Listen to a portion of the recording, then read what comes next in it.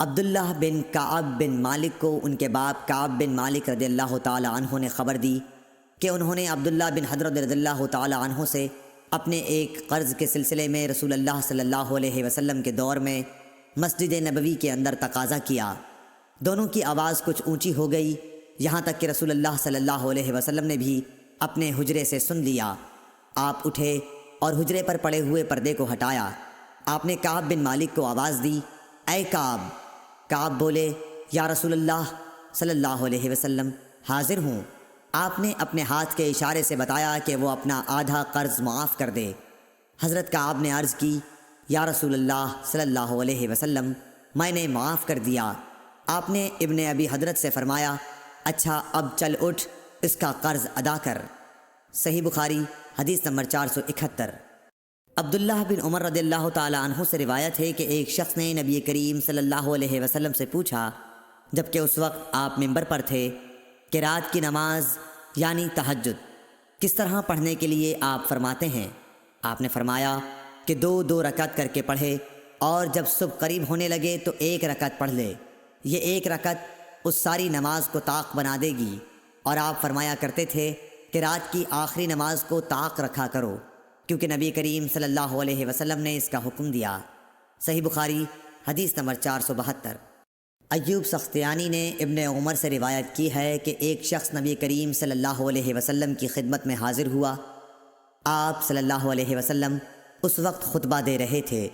آنے والے نے پوچھا کہ رات کی نماز کس طرح پڑھی جائے؟ آپ نے فرمایا 2 رکعت، پھر جب طلوع صبح صادق کا اندیشہ ہو تو 1 رکعت وتر کی پڑھ لے، تاکہ تو نے جو نماز پڑھی ہے اسے یہ رکعت طاق بنا دے۔ اور امام بخاری نے فرمایا کہ ولید بن کثیر نے کہا کہ مجھ سے عبید اللہ بن عبداللہ عمری نے بیان کیا۔ عبداللہ بن عمری رضی اللہ تعالی عنہ نے ان سے بیان کیا کہ ایک شخص نے نبی صلی اللہ علیہ وسلم کو آواز دی جبکہ آپ مسجد میں تشریف فرما تھے۔ صحیح بخاری حدیث نمبر 473۔ ابو واقد لیثی حارث بن عوف نے بیان کیا کہ رسول اللہ صلی اللہ علیہ وسلم مسجد میں تشریف رکھتے تھے کہ 3 آدمی باہر سے آئے۔ 2 تو رسول اللہ صلی اللہ علیہ وسلم کی مجلس میں حاضری کی غرض سے آگے بڑھے، لیکن تیسرا چلا گیا۔ ان 2 میں سے ایک نے درمیان میں خالی جگہ دیکھی اور وہاں بیٹھ گیا، دوسرا شخص پیچھے بیٹھ گیا، اور تیسرا تو واپس ہی جا رہا تھا۔ جب رسول اللہ صلی اللہ علیہ وسلم واعظ سے فارغ ہوئے تو آپ نے فرمایا، کیا میں تمہیں ان تینوں کے متعلق ایک بات نہ بتاؤں؟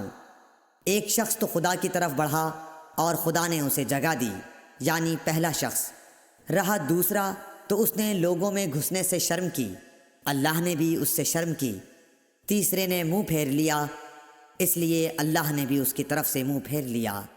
صحیح بخاری حدیث نمبر 474۔ عباد بن تمیم نے اپنے چچا عبداللہ بن زید بن عاصم مازنی رضی اللہ تعالیٰ عنہ سے روایت کیا ہے کہ انہوں نے رسول اللہ صلی اللہ علیہ وسلم کو چت لیٹے ہوئے دیکھا۔ آپ اپنا ایک پاؤں دوسرے پر رکھے ہوئے تھے۔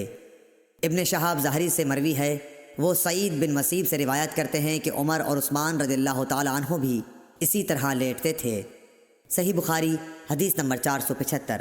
عروہ بن زبیر نے خبر دی کہ نبی صلی اللہ علیہ وسلم کی زوجہ مطہرہ ام المومنین حضرت عائشہ رضی اللہ تعالی عنہا نے بتلایا کہ میں نے جب سے ہوش سنبھالا تو اپنے ماں باپ کو مسلمان ہی پایا، اور ہم پر کوئی دن ایسا نہیں گزرا جس میں رسول اللہ صلی اللہ علیہ وسلم صبح و شام دن کے دونوں وقت ہمارے گھر تشریف نہ لائے ہوں۔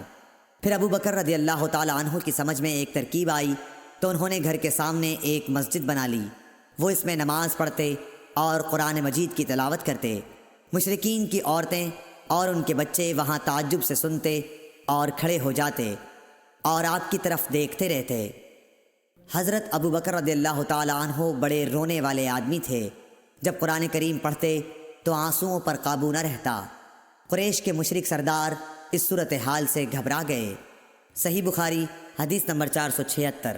حضرت ابو ہریرہ رضی اللہ تعالیٰ عنہ سے روایت ہے، رسول اللہ صلی اللہ علیہ وسلم نے فرمایا، جماعت کے ساتھ نماز پڑھنے میں گھر کے اندر یا بازار، دکان وغیرہ میں نماز پڑھنے سے 25 گنا ثواب زیادہ ملتا ہے، کیونکہ جب کوئی شخص تم میں سے وضو کرے اور اس کے آداب کا لحاظ رکھے پھر مسجد میں صرف نماز کی غرض سے آئے تو اس کے ہر قدم پر اللہ تعالیٰ ایک درجہ اس کا بلند کرتا ہے اور ایک گناہ اس سے معاف کرتا ہے۔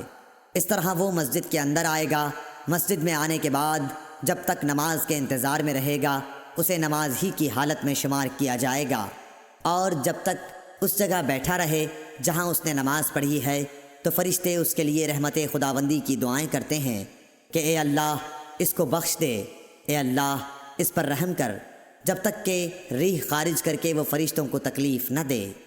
صحیح بخاری حدیث نمبر 477۔ عبداللہ بن عمر یا عبداللہ بن عمرو بن عاص رضی اللہ تعالیٰ عنہ سے روایت ہے کہ نبی کریم صلی اللہ علیہ وسلم نے اپنی انگلیوں کو ایک دوسرے میں داخل کیا۔ صحیح بخاری حدیث نمبر 478۔